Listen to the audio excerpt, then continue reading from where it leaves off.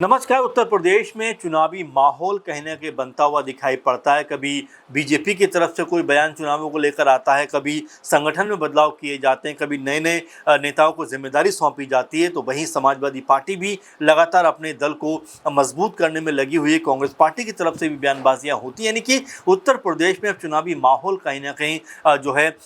मजबूत होता हुआ या उसका पारा जो है वो हाई होता हुआ दिखाई पड़ता है। लेकिन इन तमाम चर्चाओं के बीच में एक बार फिर जो लोक जनशक्ति पार्टी रामविलास है, उनकी तरफ से एक बड़ा बयान सामने आया है कि उन्होंने 2027 के लिए अपनी पार्टी की तैयारियां उत्तर प्रदेश में जोरों शोरों के साथ में शुरू कर दी हैं। और यहां तक कि पार्टी अध्यक्ष जो है चिराग पासवान रविवार यानी 5 जुलाई को लखनऊ में बड़ा एक सम्मेलन करने वाले हैं अपने कार्यकर्ताओं के साथ में। तो इसका मतलब ये है कि वो भी रणनीतिक तौर पर अपने आप को यूपी की तमाम सीटों पर मजबूत करना चाहते हैं, अपने कार्यकर्ताओं के अंदर जोश देखना चाहते हैं और रणनीति पर काम करना चाहते हैं, ताकि उत्तर प्रदेश में जब चुनाव हो तो तमाम चीज़ें उनको पता हो और जो फैसला करें वो काफ़ी हद तक उनको फ़ायदा पहुंचाता हुआ दिखाई पड़े। आपको बता दें, चिराग पासवान कल यानी 5 जुलाई को इंदिरा गांधी के जो प्रतिष्ठान है उसके जुपिटर हॉल में कार्यकर्ता जो सम्मेलन में तमाम अपने नेताओं को संबोधित करेंगे। और ये बताया जा रहा है कि कार्यक्रम में हज़ारों कार्यकर्ताओं के शामिल होने का यहाँ पर दावा किया जा रहा है और तैयारियाँ जो हैं वो लगभग अंतिम चरण पर दिखाई पड़ती है। तो ऐसे में अब चिराग पासवान की तरफ से उत्तर प्रदेश चुनाव के लिए बाकायदा एक आगाज हो चुका है। और ये आगाज उनके लिए किस तरह से आगे जाएगा ये अपने आप में देखने वाली बात होने वाली है, क्योंकि 27 का चुनाव जो है वो कई मामलों में अहम और मजबूत हो सकता है, क्योंकि यहाँ पर बीजेपी अपनी सत्ता को बचाने का काम करेगी, तो वहीं समाजवादी पार्टी जैसे जो दल हैं वो लगातार इस फिराक में है किसी तरह से सत्ता में वापस आया जाए। इसी कश्मकश में तमाम तरह की रणनीतियाँ और समीकरण यहाँ पर बनते हुए और बिगड़ते हुए दिखाई पड़ते हैं। लेकिन जिस तरह से चिराग पासवान ने इस बात का ऐलान किया था कि वो उत्तर प्रदेश में चुनाव लड़ेंगे, तो क्या उत्तर प्रदेश में उनको जो है बीजेपी के साथ ही चुनाव में उतरना पड़ेगा? क्या बीजेपी उनको उतनी सीटें दे पाएगी? क्योंकि वैसे भी अगर देखा जाए तो एक तरीके से उत्तर प्रदेश में बीजेपी के साथ में सुबह सपा की नई एंट्री हुई है 2022 की अगर बात करें, उसके अलावा जयंत चौधरी की एंट्री हुई है,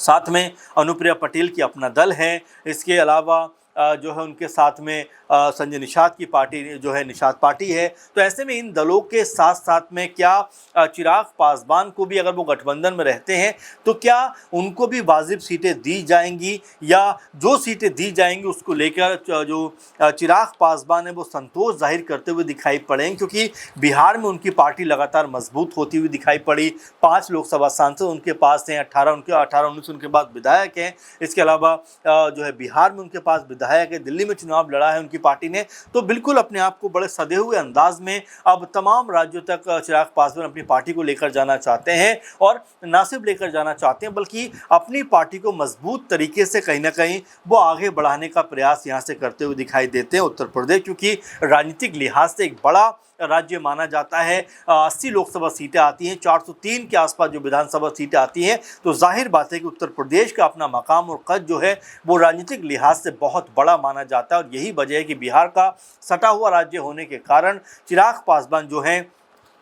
वो अपनी संभावना यहाँ पर तलाशते हुए दिखाई पड़ते हैं। इसी कड़ी में लोजपा जो है रामविलास के जो उत्तर प्रदेश प्रभारी हैं अरुण भारती, वो ये कहते हुए नजर आते हैं कि 2024 में विपक्ष ने संविधान और आरक्षण खतरे में है जैसा झूठा नैरेटिव चलाया, और चिराग पासवान हर मंच से कहते रहे कि जब तक रामविलास पासवान का वंशज जिंदा है तब तक संविधान को कोई खतरा नहीं हो सकता और ना ही आरक्षण को हो सकता है। अब चिराग पासवान यूपी आकर इस संदेश को जनता तक पहुंचाएंगे, यानी एक तरीके से जिस तरह की बातों को राहुल गांधी और जो अखिलेश यादव ने इस बात को सामने रखा था कि अगर बीजेपी जो है 400 के आसपास सीटों पर आ गई तो संविधान और आरक्षण को खतरा हो सकता है। अब इस बात को अरुण भारती कहते हैं कि ये पूरी तरीके झूठा नैरेटिव था, लेकिन अब चिराग पासवान जो है मजबूती के साथ संविधान और आरक्षण को लेकर उत्तर प्रदेश में अपना रुख स्पष्ट करते हुए दिखाई पड़ेंगे और जनता तक इसकी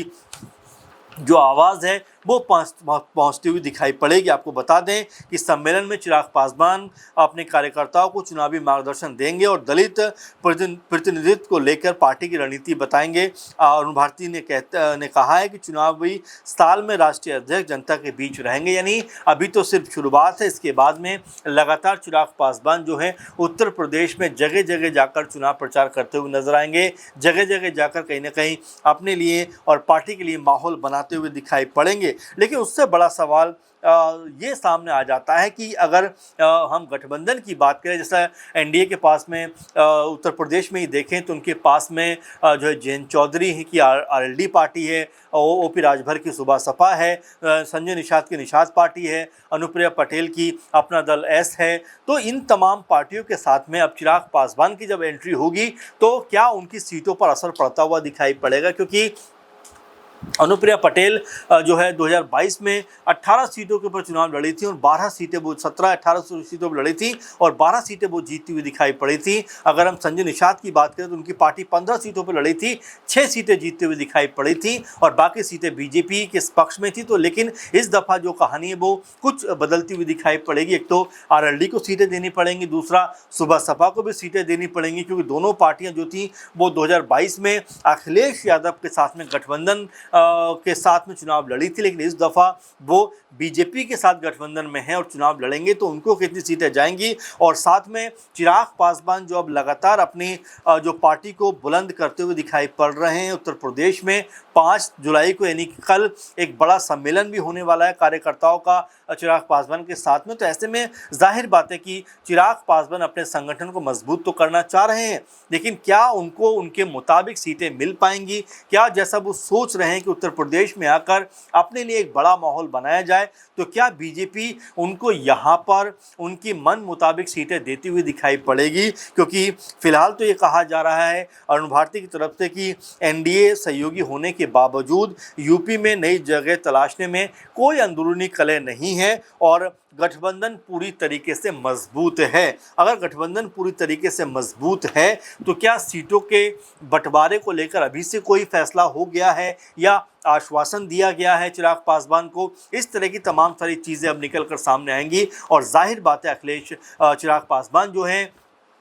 अपने आप को न सिर्फ मजबूत करेंगे बल्कि अखिलेश यादव समेत राहुल गांधी और जिस तरह की बात भी वो करते हुए नजर आते हैं कि अरुण भारती ने बात कही है बाकायदा कि कांग्रेस पर उन्होंने निशाना साधते हुए कहा कि हार दिखते ही कांग्रेस जो है वो दलित चेहरों को आगे कर रही है। दरअसल बीते दिनों पहले कांग्रेस पार्टी के 2 दलित चेहरे जो थे वो जो है मायावती जी से मिलना चाहते थे, लेकिन उनकी मुलाकात नहीं हो पाई। इसीलिए इस बात को कहा जा रहा है कि कांग्रेस पार्टी जो है वो अपने दलित चेहरों को आगे करके कहीं ना कहीं दलितों के लिए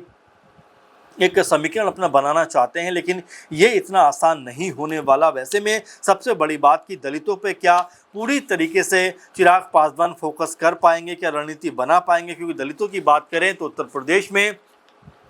मायावती जी की पार्टी जो है बीएसपी वो पहले ही अपने आप को मजबूत करती हुई नज़र आ रही है, पहले ही अपने आप को ताकतवर बनाने का प्रयास कर रही है। मायावती जी और आकाश आनंद जो हैं वो तमाम तरह से रैलियां कर जो लोगों के बीच जा रहे हैं बैठ के कर रैली करने की शुरुआत उन्होंने कर दी है और बयानबाजी जो है वो लगातार होती हुई दिखाई पड़ती है। तो ये तमाम ऐसे मसले हैं जो चिराग पासवान के लिए कहीं ना कहीं परेशानी का कारण बनेंगे, क्योंकि एक तो मायावती और दूसरा जो है चंद्रशेखर आज़ाद, वो भी बड़ा चेहरा है दलित राजनीति के और युवाओं में उनकी अच्छी खासी पकड़ है। तो ऐसे में क्या अपनी उपस्थिति जो चिराग पासवान है वो दर्ज करा पाएंगे? सबसे बड़ा सवाल ये बनता हुआ दिखाई पड़ता। अब कल जब वो अपनी बैठक करेंगे तो उसमें उनके कह सकते हैं कितने कार्यकर्ता शामिल होते हैं, कितने नेता वहां पर पहुंचते हैं और ये सम्मेलन कितना बड़ा होता हुआ दिखाई पड़ता है, ये देखना अपने आप में बेहद अहम होने वाला है। क्योंकि चिराग पासवान ने ऐलान तो कर दिया है उत्तर प्रदेश चुनाव में लड़ने का, अब यहाँ पर क्या बीजेपी का सहयोग उनको मिलेगा, क्या गठबंधन में वो रहेंगे या अपने